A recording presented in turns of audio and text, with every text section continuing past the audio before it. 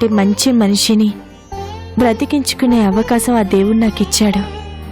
అందుకు ఆ దేవుడికి నేను కృతజ్ఞతలు చెప్పుకోవాలత్తయ్య. ఆ చందు ఆపరేషన్ సక్సెస్ అయింది. అవునా? అమృత, త్వరగా రా, ఇక్కడ వెయిటింగ్ అందరూ. నీ రాకతో ఈ ఇల్లు స్వర్గం అయిపోయిందమ్మా. నేనొచ్చాను కదండి, ఇక మీకు స్వర్గం కనిపించదులేండి. చందు ఆంటీ అంటే నాకు ఎంత ప్రేమో. చందు దూరం అయ్యాక నేను మరొక పెళ్లి చేసుకోలేదా? కాలం ఎంతటి గాయానైనా మానుస్తుందమ్మా, అది దాని లక్షణం. అందుకే నా మాట విని నువ్వు పెళ్లి చేసుకో. అంకుల్, మీరు మరో పెళ్లి చేసుకున్నారు కానీ ఆంటీ ఎందుకు ఇంకో పెళ్లి చేసుకోలేదు? మీరు దూరం అయ్యారని తెలిసినా ఇంకొకరిని మనసులో కూడా ఊహించుకోలేకపోయారు. ఎందుకు? ఎందుకంటే అప్పటికే మా ఇద్దరికీ పెళ్ళైపోయింది. నేను దూరమైనా నేను కట్టిన తాళి తన మెడలో ఉంది. అలాగే చిన్న దూరమైనా చిన్న జ్ఞాపకాలు నా మనసు నిండా ఉన్నాయి. తాళి కట్టకపోయినా తనే నాకు భర్తని నా మనసులో నాటుకుపోయింది. చందు ఆంటీ మీ జ్ఞాపకాలతో 25 ఏళ్లు బ్రతకగా లేంది నేను బ్రతకలేనా? అప్పుడు చందు ఆంటీ పరిస్థితి వేరు, ఇప్పుడు నీ పరిస్థితి వేరమ్మా. లేదంకల్, నేను చిన్న లైఫ్లోకి మళ్ళీ రాను. అలా అని నా లైఫ్లోకి మరెవరిని రానివ్వను. ఈ విషయంలో నా నిర్ణయం మారదు. దయచేసి నన్నెవరూ ఫోర్స్ చేయకండి ప్లీజ్. వసు,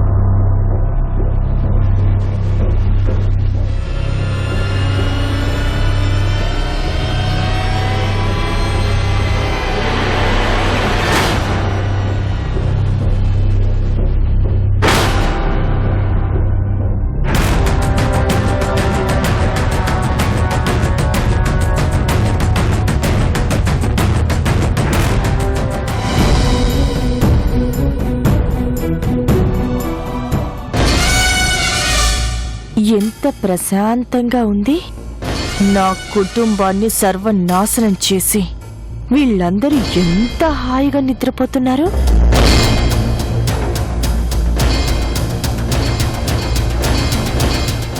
ఈ ఇంటిని ఇంత ప్రశాంతంగా ఎందుకుండనిస్తాను?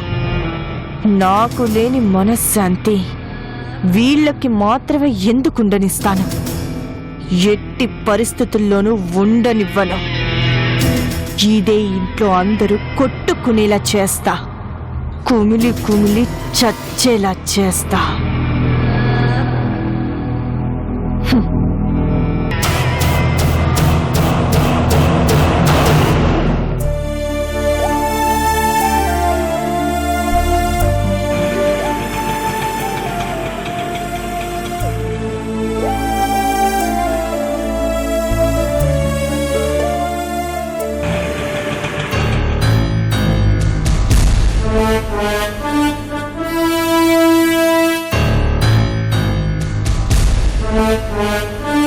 Good morning doctor. రామ్మా కావేరి, కూర్చో.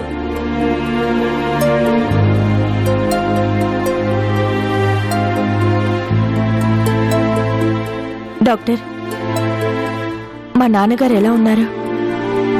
ఏదైనా ఇంప్రూవ్మెంట్ ఉందా? మన జీవితంలో జరిగే కొన్ని సంఘటనల్ని మన మెదడు ఒక్కోసారి రిజిస్టర్ చేసుకోదు. బాగా ఇష్టమైన వ్యక్తులు దూరం అయిపోతే ఆ నిజాన్ని జీర్ణించుకోలేక ఆ విషయాలు మనసు అంగీకరించదమ్మా. అందుకే వాళ్ళు లేకపోయినా ఉన్నారనే నమ్ముతారు. ఒక్కోసారి జరిగిన సంఘటనలు గుర్తుకొచ్చి మెదడులో సంఘర్షణ మొదలవుతుంది. ఏ ఆలోచన స్థిరంగా ఉండదు. మీ నాన్న పరిస్థితి అదే. ఒక క్షణం మామూలుగా ఉంటారు, మరో క్షణం భరించలేని విషాదంలో ఉంటారు. ఇది ఒక్కసారిగా తగ్గిపోయేది కాదు. దానికి టైం పడుతుంది. ముందు మీ అక్క చనిపోయింది అనే నిజం ఆయన బలంగా నమ్మేలా చేయాలి. ఎన్నిసార్లు చెప్పాలని చూసినా ఆయన నమ్మట్లేదు డాక్టర్. ఇంకొంతకాలం పడుతుందమ్మా. అప్పటి వరకు ఇక్కడే ఉంచాలి. కన్న తండ్రి ఉండి కూడా నేను అనాథనైపోయాను డాక్టర్. మా నాన్నని ఇదివరకట్లా మళ్ళీ చూడగలుగుతానా లేదా అనే భయం పెరిగిపోతుంది. మన ప్రయత్నం మనం చేద్దామమ్మా కావేరి. ఫలానా టైంకి మామూలు మనిషి కాగలుగుతారు అని మనం కన్ఫర్మ్గా చెప్పలేమమ్మా. డాక్టర్, ఆయనకిచ్చే ట్రీట్మెంట్లో కొన్ని మార్పులు చేశాను. బెటర్మెంట్ కోసం మనం వెయిట్ చేద్దాం.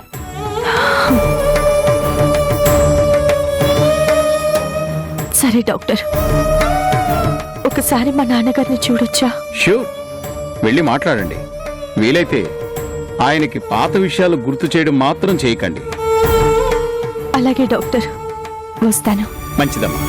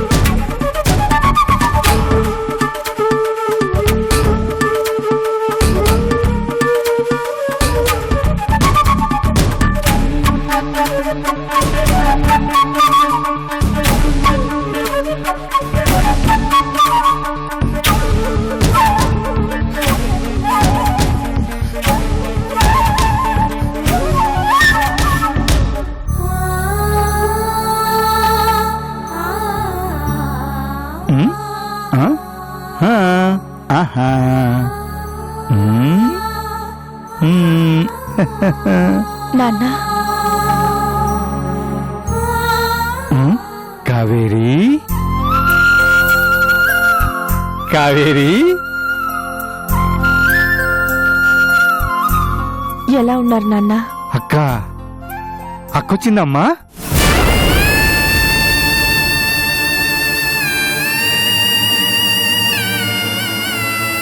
ఏది కనిపించదే?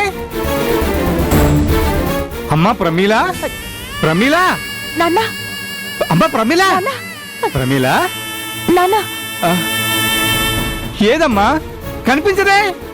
మీ అక్క ఎక్కడుంది? ఇంకా రాలేదా? చెప్పు కావేరి. అక్క రాలేదు నాన్న. రాలేదా? ఎందుకు రాలేదు? నువ్వు తీసుకురాలేదు కదూ. ఈ నాన్నను చూడాలని అసలు మీ అక్క కనిపించదా ఏమిటి? నీతో మాట్లాడను, మీ అక్కతో కూడా మాట్లాడను. లేదు నాన్న, అక్క రాలేని పరిస్థితుల్లో ఉంది. రేపు నేను వచ్చేటప్పుడు తప్పకుండా తీసుకొస్తాను కదా. నా మాట నమ్మండి నాన్న. నేనే నమ్మను. నువ్వు అన్ని అబద్ధాలు చెప్తున్నావు. ఎప్పుడు అడిగినా అక్కను తీసుకునే రావు. నువ్వు నన్ను మోసం చేస్తున్నావు. లేదు నాన్న, నేను మిమ్మల్ని మోసం చేయడం లేదు. మిమ్మల్ని మీరే మోసం చేసుకుంటున్నారు. ఏంటి? నాన్న, దయచేసి అర్థం చేసుకోండి. అక్క అక్క లేదు నాన్న. ఎక్కడికి వెళ్ళింది? తిరిగి రాలేని చోటుకి వెళ్ళిపోయింది. అక్క అక్క చనిపోయింది నాన్న. ఏమన్నా?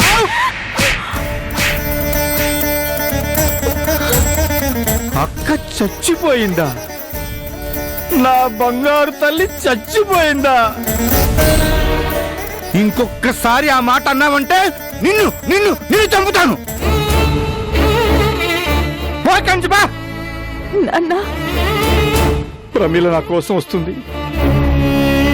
ఈ నాన్న కోసం వెతుక్కుంటూ తప్పకుండా వస్తుంది. నువ్వేం తీసుకురాక్కర్లేదు బా.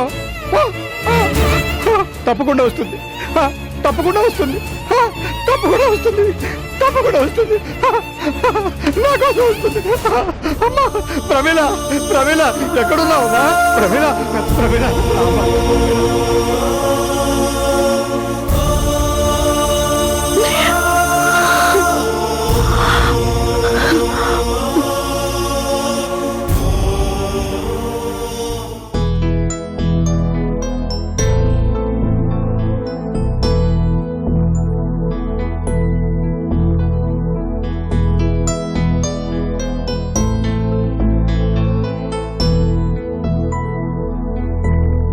ఏంటమృత ఇది? నేను అనుకున్నదేంటి, ఇప్పుడు జరుగుతుందేంటి? అసలు నాకేం అర్థం కావడం లేదు. ఏమైంది చందు? నేను చిన్న పెళ్లి చూడ్డానికి బతకాలని కోరుకున్నాను, కానీ వాడి పెళ్లి జరిగాకే నేను బతికాను. నేను కోరుకుందొకటి, జరిగింది మరొకటి. ఏదైతే నేను చందు చిన్న పెళ్లి చూడాలి అనుకున్నావు, చూసావు కదా. నువ్వు పెళ్లి చేసి వెళ్ళిపోతే చాలు అనుకున్నావు, కానీ నువ్వు నిండు నూరేళ్లు తోడుగా ఉండాలని చిన్న పెళ్లి చేసుకున్నాడు. చూడు చందు, ఏది జరిగినా అది మన మంచికే అనుకోవాలి. కావేరికి ఎంత మంచి మనసుందో చూడు. తనకి ఇబ్బందని తెలిసినా సరే నీకు ప్రాణం పోసింది. ఇలా అందర్నీ ఇబ్బంది పెట్టి నేను బతికి ఏం సాధించాను? నాకు అర్థం కావడం లేదు అమృత. ప్లీజ్ చందు, అలా నిరాశతో మాట్లాడుకో. అన్నీ మన మంచికే జరిగాయి.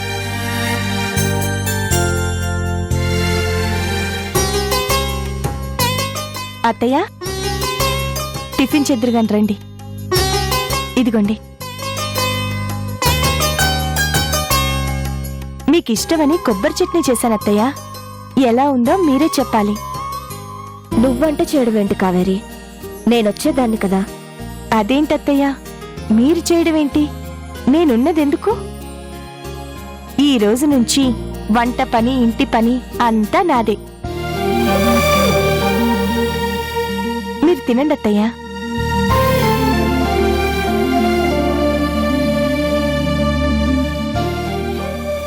ఆగండి.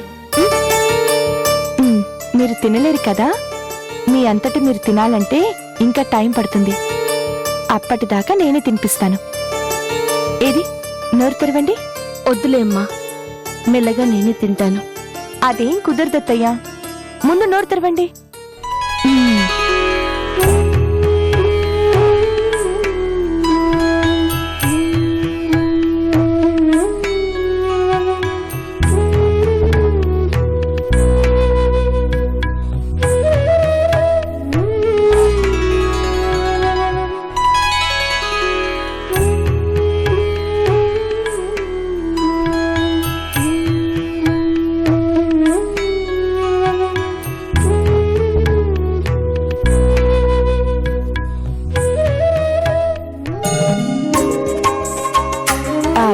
అత్తయ్య, కాసేపట్లో కాఫీ తీసుకొస్తానుండండి.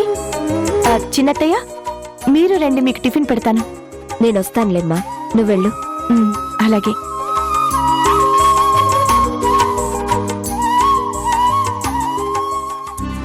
మమ్మీ, నా బ్యాగ్ కనిపించట్లేదు, ఎక్కడ పెట్టావు?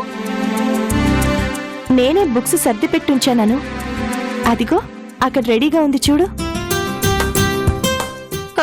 అవునా? సరే, నీకు టైం అవుతుంది కదా, పద టిఫిన్ చేద్దు గాని. కూర్చో.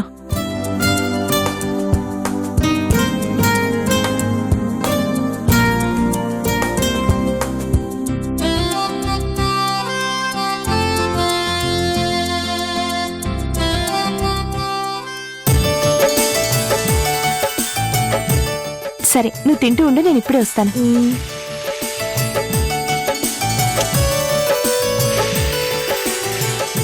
అమృత, అమృత, నా షూస్ ఏవి? అమృత, నిన్నే. అంకుల్ ఉండండి, మీ షూస్ నేను తీసుకొస్తాను.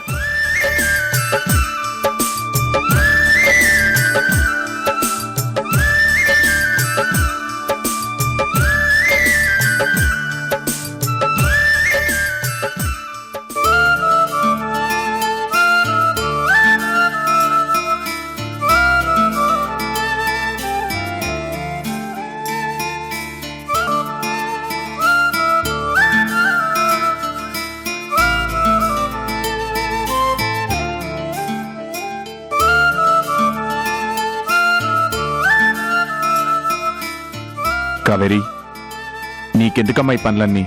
అదేంటి అంకుల్, మన ఇంట్లో పనులు నేను కాకపోతే ఇంకెవరు చేస్తారు చెప్పండి? అది కాదమ్మా, ఇవన్నీ చూసుకోవడానికి మీ అత్తయ్య ఉందిగా. ఇన్నాళ్ళు ఆవిడే చేసింది కదా అంకుల్, ఇక నుంచి నన్ను చేయనియండి.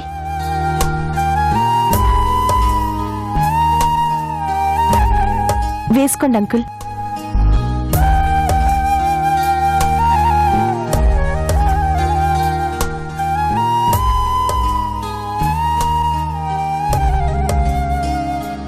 నువ్వు తింటూ ఉండాను, నేను బట్టలు వాషింగ్ మిషన్ లో వేసొస్తాను.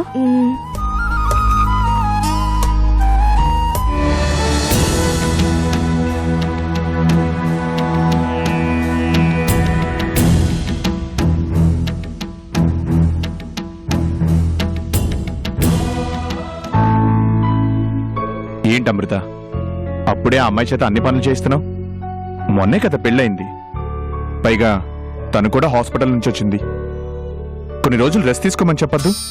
నేనొద్దనే చెప్తున్నానండి, కానీ వింటేనా అన్ని పనులు తనే దగ్గరుండి చేసుకుంటానంటుంది. ఇక నేనేం చేయాలి చెప్పండి? నా షూస్ కూడా తనే పాలిష్ చేస్తుంటే ఇబ్బందిగా ఉంది అమృత.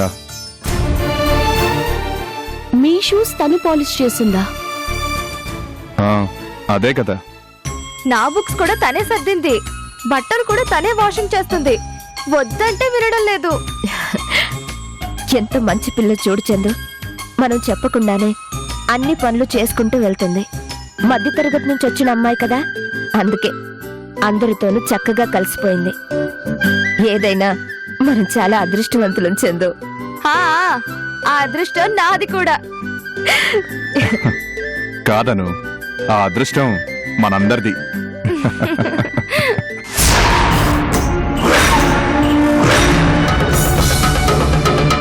మీ అదృష్టం ఎలాంటిదో ఇప్పుడేం తెలుస్తుంది, ముందు ముందు చాలా తెలుస్తుంది.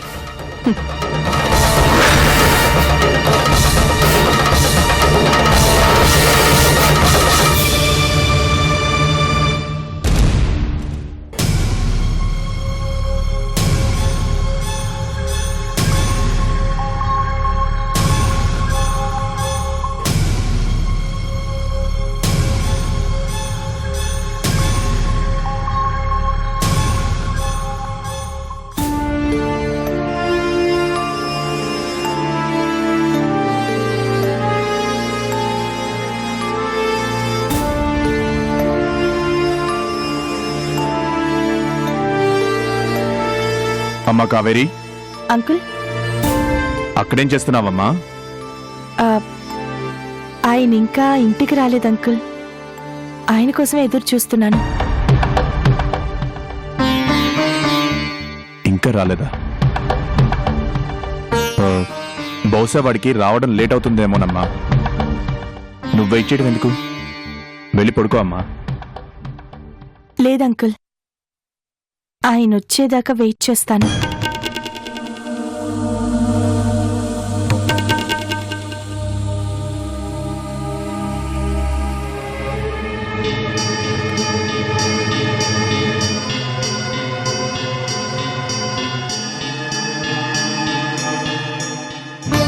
చందు, చిన్న ఇంకా ఇంటికి రాలేదు.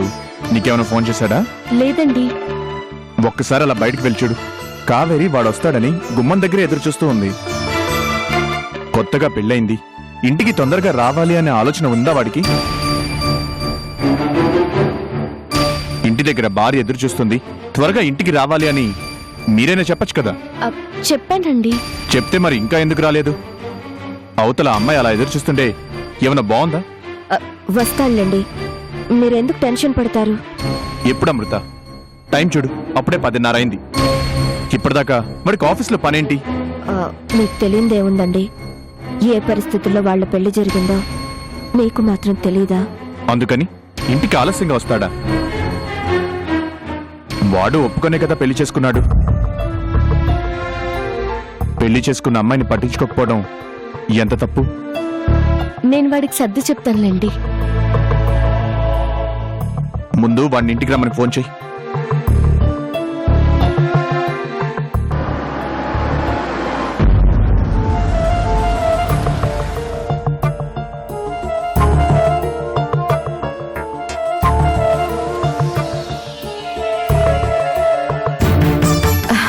అదిగో చిన్న వచ్చినట్టున్నాడు. మీకంతా తొందరేనండి, వాడొస్తాడు కదా, మీరెందుకు తొందరపడతారు?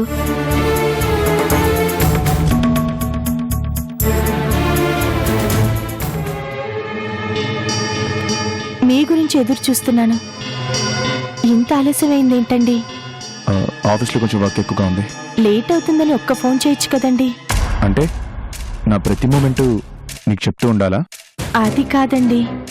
చూడు, నా కోసం నువ్వు వెయిట్ చేయద్దు. టైంకి నువ్వు ఫోన్ చేసి పడుకో, సరేనా?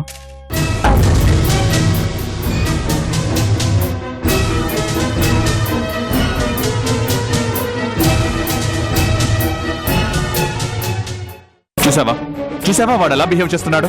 పాపం అమ్మాయి ఇప్పటిదాకా వాడి కోసం వెయిట్ చేసింది అన్న ఆలోచన ఉందా వాడికి?